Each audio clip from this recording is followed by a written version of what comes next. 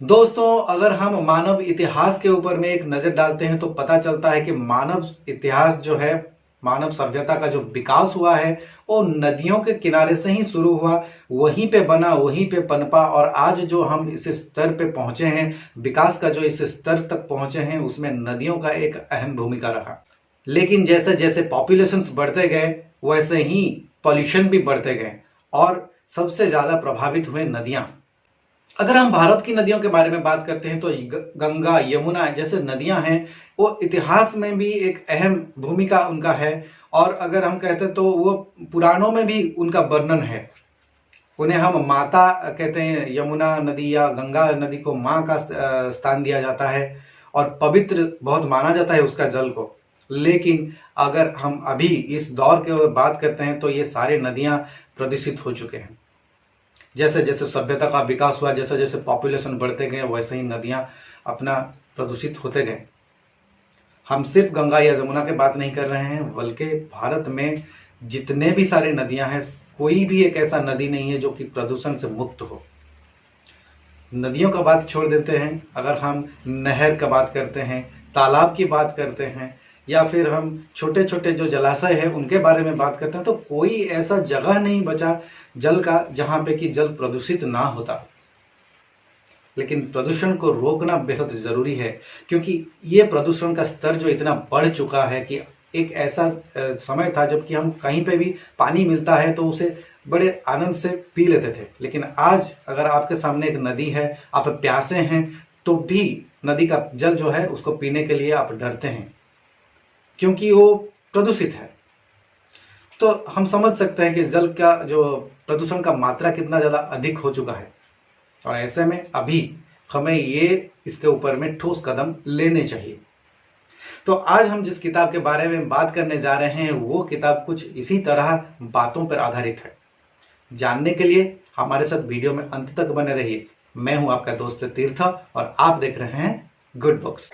और आज हम जिस किताब के बारे में बात करने जा रहे हैं उस किताब का नाम है the great stink, how Joseph Bazalgette solved London's pop pollution problem. और इस किताब का ऑथर हैं Colleen Paeff and Nancy Carpenter. इस किताब का पब्लिशर हैं मार्गारेट के मैक एल्डरी बुक्स। हाँ, ये बात सही है कि ये जो किताब है या इसमें जो ऑथर हैं वो विदेश से हैं, लेकिन प्रदूषण जो है वो समान है। यहाँ पे ऑथर एक इंजीनियर के बारे में बात करते हैं जिनका नाम है जोसेफ बैज़लगेट। लंदन के रहने वाले हैं और 1858 का समय का ये बात है। उस समय में नदी का जो प्रदूषण का मात्रा था वहाँ पे लंदन में बहुत ज़्यादा था।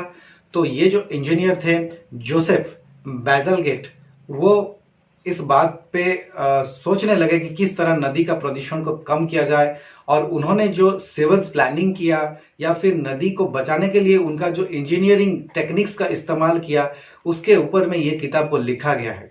काफ़ी इंटरेस्टिंग है। क्यों मुझे इस किताब के बारे में अच्छा लगा और मैं इसके बारे में आपके साथ में शेयर कर रहा हूँ, इसका कारण यही है कि हम भी प्रदूषण से जूझ रहे हैं। जल प्रदूषण के बारे में बात करते हैं तो काफ़ी ज़्यादा प्रदूषण से हम लोग प्रभावित होते हैं। अगर जोसेफ अपने एरिया में या फिर लंदन में अपना जो टेक्निक का इस्तेमाल करके एक नदी को प्रदूषण मुक्त कर पाते हैं, तो हम अगर उसी प्रोसेस को फॉलो करते हैं तो अपने क्षेत्र में ही नहीं बल्कि देश में भी हम उसी मॉडल को यूज करके हम भी अपना नदियों का प्रदूषण की मात्रा को कम कर सकते हैं। इसलिए मुझे ये लगा कि ये काफ़ी इंटरेस्टिंग किताब है और इसके ऊपर में हम लोगों को कुछ जानकारी होना ज़रूरी है। इस किताब से आपको हिस्ट्री के बारे में भी कुछ ज्ञान मिलेगा और साथ में इस किताब से आपको साइंस के बारे में भी कुछ नॉलेज मिलेगा। इस किताब का जो प्रेजेंटेशन है उसमें काफ़ी अच्छा पिक्चर्स का इस्तेमाल किया गया है, कार्टून इमेजेस को इस्तेमाल किया गया है एक्सप्लेन करने के लिए, और कैसा सीवेज प्लानिंग किया गया, किस तरह का जो जोसेफ किस तरह का प्लान करके नदी को अपना प्रदूषण से मुक्त किए, वो सब के बारे में यहाँ पे उन्होंने विस्तृत विवरण दिया है। ऑथर का एक अच्छा प्रयास है कि इस तरह का किताब वो लिखते हैं जिससे कि लोगों को या किसी भी व्यक्ति को कुछ जानकारी मिले कि वो नदी का प्रदूषण को कैसे रोक सकते हैं या फिर प्रदूषित नदी को किस तरह से फिर से सही कर सकते हैं। तो मुझे ये किताब काफ़ी अच्छा लगा और उम्मीद करता हूँ कि ये किताब से आपको भी कुछ ज्ञान मिलेगा, कुछ सचेतन भी हो सकते हैं आप और कुछ ज्ञान दूसरों के साथ में भी बांट सकते हैं।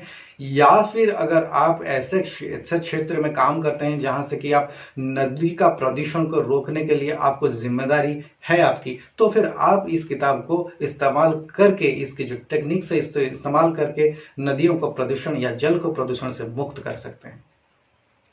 तो दोस्तों आज के वीडियो में बस इतना ही, फिर मुलाकात होगा। लेकिन अगर अभी तक आपने मेरे चैनल को सब्सक्राइब नहीं किया तो तुरंत सब्सक्राइब कीजिए, क्योंकि मैं नए नए किताबों के बारे में जानकारी देता रहता हूं। और अगर आपको ये किताब अच्छा लगता है और ये किताब को आप खरीदना चाहते हैं या फिर ज़्यादा कुछ जानकारी इसके बारे में पाना चाहते हैं तो नीचे डिस्क्रिप्शन में मैंने इसका लिंक दिया है, वहां पर जाके आप इस किताब के बारे में ज़्यादा जानकारी पा सकते हैं या खरीदना चाहें तो खरीद सकते हैं। आज के वीडियो में बस इतना ही, फिर मुलाकात होगा। तब तक के लिए अपना ख्याल रखें और वीडियो देखने के लिए बहुत बहुत शुक्रिया। Thank you for watching.